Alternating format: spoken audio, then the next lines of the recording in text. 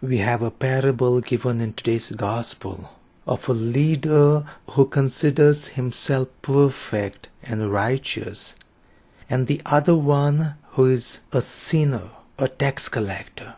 And when both of these pray, the righteous leader thanks God for all that he is, whereas the tax collector, the sinner, pleads for God's mercy.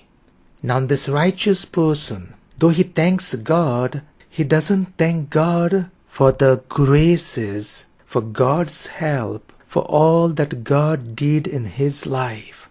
Rather, he thanks God that he was able to do and make himself righteous. So God is not in his picture. There is no dependency on God. If something good has come up in his life, it is because of him, because of his efforts. If he is practicing some great things, fasts twice a week, give tenth of all his income, it's because of him. See, on the other hand, this person who is sinner may be not that good like that leader, but is all dependent on God. He really, you can say, pleads guilty.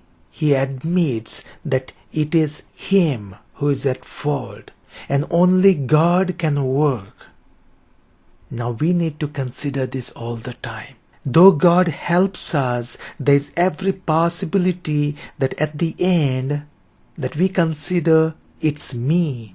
It's because of my efforts. It's because of my greatness that I am the way I am. God goes out of the picture. We are not dependent on God. We forget all that God has done in our lives. And number two, when there is a target, when there is a focus, and when we feel we have accomplished that and we are successful, pride can overpower us. And in this pride, we may feel that there is no more growth, or no more growth is required, because we are all perfect. No matter how perfect we are, there is God's strength, grace, accompaniment required for us all the time. If we are someone, it's because of God. That's what humility is all about. It's not just taking everything to ourselves, but considering all that we have been and considering God's share, that we acknowledge how much we do and how much God did. So let us avoid that pride of success, pride of righteous life, pride of accomplishment. And let us admit that there is always room for growth. If you start seeing that growth which is possible, if you start seeing that there is more room for the growth, our life will be always dependent on God. Our life would be seeking more to be better at each step of our lives. So let us keep looking for this God's grace.